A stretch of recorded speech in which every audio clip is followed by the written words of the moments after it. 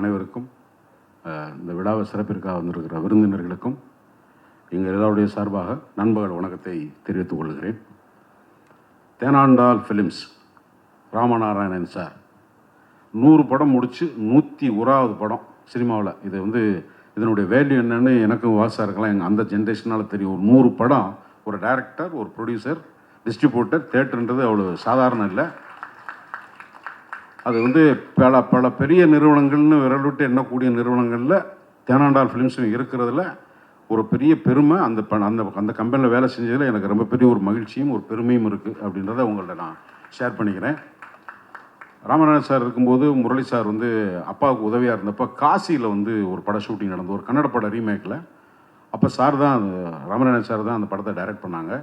நான் ஸ்கூலில் படிக்கும்போது ராபர்ட் ரஹீம், எம்ஏ காஜான்னு சொல்லி டைரக்டர், சூரியராஜன் சாரோட காமெடி அந்த காலத்தில் ரொம்ப பாப்புலர். சுதாகர் சார் வச்சு நிறைய படம் எடுத்தவங்க. ராபர்ட் ரஹீம், ராம் ரஹீம்ன்ற பேரில் 2 பேரும் ரிட்டையர்களாக முதல்ல டைரக்ட் பண்ணி அதுக்கப்புறம் தான் ராமநாதன் சார் தனியாக படம் பண்ணாங்க.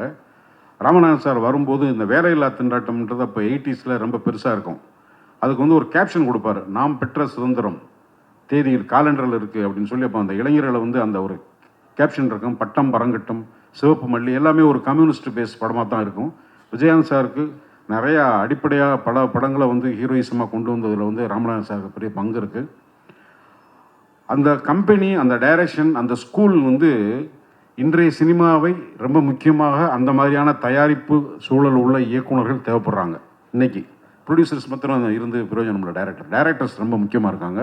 டைரக்டர் சரியாக இருந்தாங்கன்னா அமைகிற டீம் நல்லாயிருக்கும்.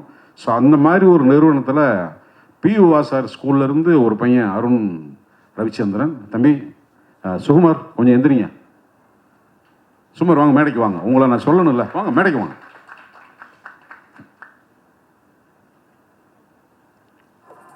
மேலே வாங்க. சுகுமார் பிவா சாரோட அசோசியேட்டு, அருண் அவருக்கு கீழே இந்த படத்தில் தூணாக இருந்து வேலை செஞ்சது சுகுமார். அது நான் ஒரு டெக்னீஷியனாகவும் சரி, ஒரு ப்ரொடியூசர் பாயிண்ட் ஆஃப் வியூலையும் சரி, ஒரு நடிகனாகவும் உனக்கு ரொம்ப மரியாதை செய்ய கடன்பட்டிருக்கேன் தம்பி. உன்னை மேடை ஏற்றி அவங்க அறிமுகப்படுத்துகிற வாய்ப்பு எனக்கு கிடைச்சதுக்கு நன்றி. எதிர்காலத்தில் இங்கே பெரிய டைரக்டராக வரணும், என்னுடைய மனமார்ந்த வாழ்த்துக்கள். நன்றிப்பா. இதை மாதிரி ஒரு சீனியரை கையாளுறதுக்கு ஒரு பக்குவம் வேணும். அருண் நல்ல டைரக்டர் அப்படின்றதுக்கு முதல்ல எனக்கு ஃபோனில் தான் லைன் சொன்னாப்புல.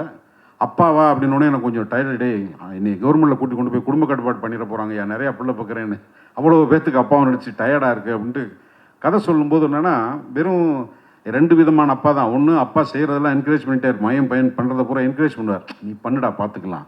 உதாரணமாக குடிக்கிறாங்க, குடி, அம்மா திட்டம்.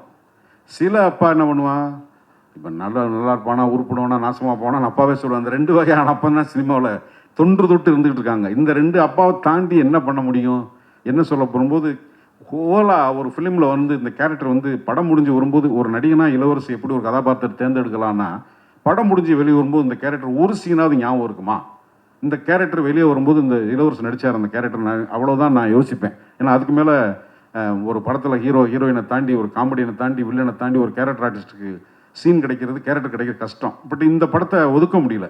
அந்த பையன் ப்ரெசென்ட் பண்ணும்போது ஷார்ட் ஆர்டராக சொன்னாப்புல. நான் அடிப்படையாக ஒரு கேமராமேன் இருக்கும்போது ஒரு சீனை கேட்கும்போது ஷார்ட் ஆர்டராக சொல்லும்போது மண்டையில் படம் ஓட ஆரம்பிக்கும். அருண் சொன்னதுக்கப்புறம் நான் எதுவுமே இல்லை சரிப்பா அப்படின்னு போயிட்டேன். ஃபஸ்ட்டு டே சீன் பண்ண போகும்போது இந்த ஷாட் இது வரைக்கும், இந்த ஷாட் இது வரைக்கும், இந்த ஷாட் இது வரைக்கும் சொல்லணும்னா, ஒரு டைரக்டரோட கிளாரிட்டி, ஒரு ப்ரொடியூசருக்கு என்ன தேவைன்னா, இன்றைக்கி எடுக்க போகிறது சீன் என்ன, இன்றைக்கி போட்டிருக்க பிரேக் டவுன் என்ன, யார் நடிகர், எத்தனை மணிக்கு வரணும், எப்போ போகணும், இன்றைக்கி இந்த சீன் இந்த லொக்கேஷன் முடிஞ்சிருவாங்கிறதுக்கு ஒரு டைரக்டர் கொடுத்துட்டா, இன்றைக்கி அப்பா ஒரு பெரிய இமாலய சாதனை வந்தது மாதிரி இருக்கும் ப்ரொடக்ஷனுக்கு. ஏன்னா எந்த சீனு எப்படி முடியுது, என்ன முடியுதுன்னு தெரியல. நடிக்க போகும்போது 3-4 கேமரா இருக்குது, வேறு ஆங்கிளில் வருது, வேறு வேக்கிங் வருது, எந்த ஷாட்டு மாஸ்டர் ஷாட்டாக வரும், எந்த ஷாட்டு எங்கே இன்டர்கட் ஆகும்லாம் தெரியல. ஆனால் இந்த படத்தில் அந்த குழப்பமெல்லாம் வேலை செஞ்ச அருண், உனக்கு நான் ரொம்ப நன்றி கடமைப்பட்டிருக்கேன். இன்றைக்கி சினிமாவுக்கு தேவை அருண் மாதிரி பியூவாசு சார். பியூவாசு சார் ஏன் அடிக்கடி பியூவாசு சார் சொல்கிறேன்னா, எடிட்டோரியல் டைரக்டர். நான் சொன்னேன் இல்லையா, இன்றைக்கி ஷெட்யூலு பியூவாசு சார்கிட்ட நடிக்க போனாலோ அல்லது கேமராமேனாக போனாலோ டேட் இத்தனை தேதியிலிருந்து இத்தனை தேதிக்கு டைம் சொன்னால் அந்த டைமுக்கு நீங்கள் கிளம்பி போயிடலாம். அவ்வளோ ரெஸ்பான்சிபிள் பர்சன்.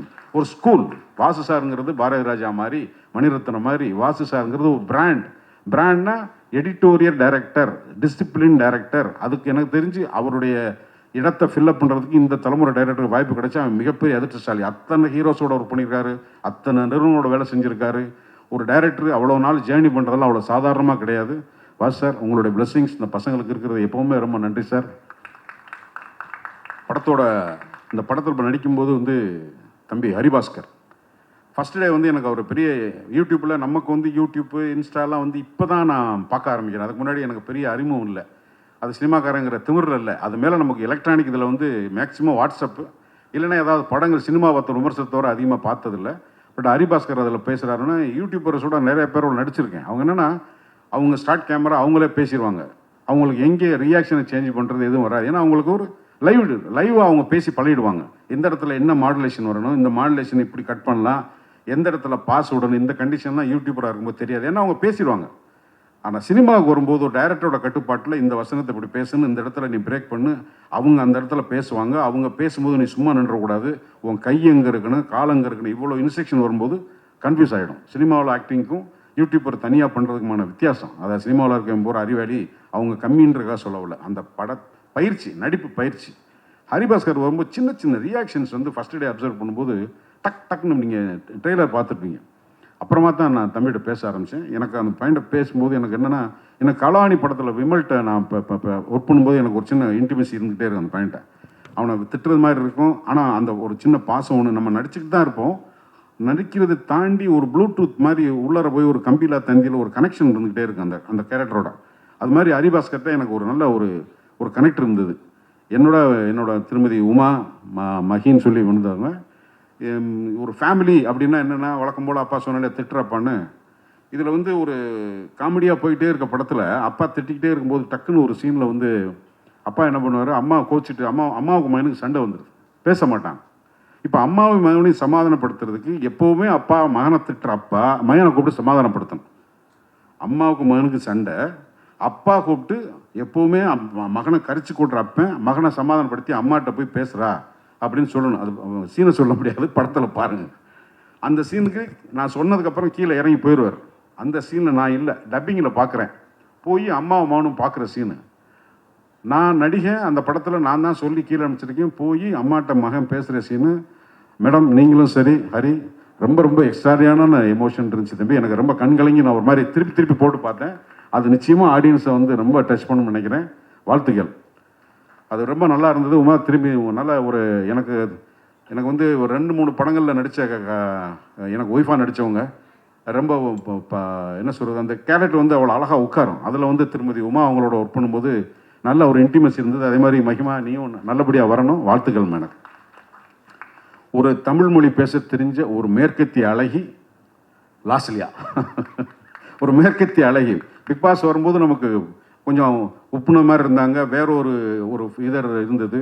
அதில் இருந்த ஒரு ஸ்ட்ராங் சென்டிமெண்ட், அவங்க ஃபேமிலி சென்டிமெண்ட்டு, அவங்க பிக் பாஸ் போகும்போது ரயன்லாம் உள்ளே இருக்கும்போது எல்லோரும் வந்து தோல் உரிச்சு காட்டுற மாதிரி அங்கே ஒரு பிளேயா, அது கேமா நிஜமானு ஒன்றும் புரியாமல் ஒரு மன நெருக்கடிக்குள்ளே இருக்கிறவங்களுடைய எல்லா விதமான எமோஷனும் வெளியே வரும்போது நமக்கு ஆட்டோமேட்டிக்காக அவங்களோட ஒரு நட்பு ஏற்படும். அப்படி ஏற்பட்ட ஒரு நட்பு தான் இந்த அழகியோட.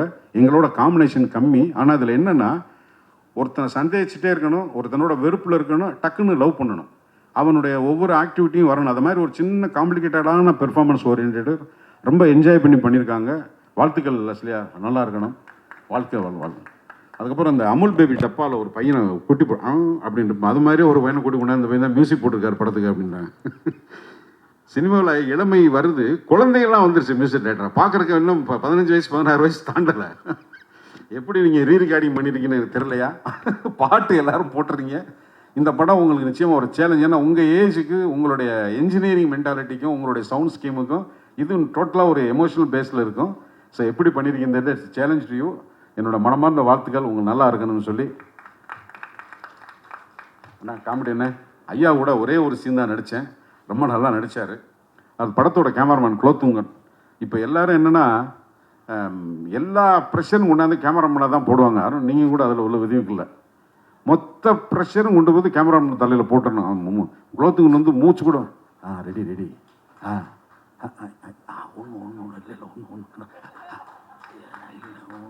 என்னடா நடக்குதுங்க, இந்த பக்கம் ஒரு பக்கம் கையாடுறான் காலாடுறாது. கேமராமேனுக்கான ப்ராக்டிஸ். ஏன்னா ஒரு சின்ன இடம், பெரிய விஷுவலாக பெரிய கிராண்டான ஒரு கம்போசிஷன் வைக்க முடியாது, கலர்ஃபுல்லாக ஒன்றும் பண்ண முடியாது. நான் நடித்த சீன்லாம் வந்து ஒரு ஹவுசிங் போர்டு டெலிஃபோன் எக்ஸ்சேஞ்சோட ஒரு டபுள் பெட்ரூம் வீடு. அது லென்ஸே பெரிய ஒயிட் லென்ஸ் வச்சா தான் முழு வீட்டையும் காமிக்க முடியும். அதுக்குள்ளே ரொம்ப போராடணும். அவருக்கு கிடைச்ச டைமில் அவரால் முடிஞ்ச அளவுக்கு, அப்புறம் இந்த பக்கம் ஒரு செட்டில் ஒரு ஷூட் முடிச்சுட்டு இது நடந்து லைட் பண்ணிக்கிட்டு இருக்கும்போது ஆப்போசிட்டில் ஒரு க்ரீன் மேட் வச்சு அதுக்குள்ளே ஒரு ஒர்க் பண்ணோம். சும்மா பிரேக் டவுன்லாம் போட்டிருந்ததான் பார்த்தீங்கன்னா, ஏன்னா அப்படி இருந்தால் தான் முடிக்க முடியும். அந்த கண்டிஷனுக்கு வேலை செய்கிறதுக்கு ஒரு டெக்னீஷியன் பொலைட்டாக, அதுக்கப்புறம் ஹீ கேன் சர்வைவ். எல்லாரும் வந்து இந்த படத்தில் மிகப்பெரிய வெற்றியை பல படங்கள் நடிச்சுக்கிட்டு இருக்கேன். இந்த படம் ஒரு ட்ரெண்ட் செட்டை உருவாக்கணும். டைரக்டர், ஹீரோ, ப்ரொடியூசருக்கும் ஒரு பெருசாக இருக்கணும். சார், மைடியர் சார், உங்களை விட்டு நிதின் சார், உங்களை விட்டு நான் மாதிரி தான் பேசிகிட்டு இருக்கேன். Welcome to Madras film industry sir. My wishes to you. வாய்ப்புக்கு நன்றி. பேசணும், இந்த படத்தை பற்றி நிறையா பேசலாம். நிறைய பேர் பேசுறது உங்களுக்கு பசிக்கிற நேரத்தில் ரொம்ப கொள்ளக்கூடாது. Thank you very much Anjana.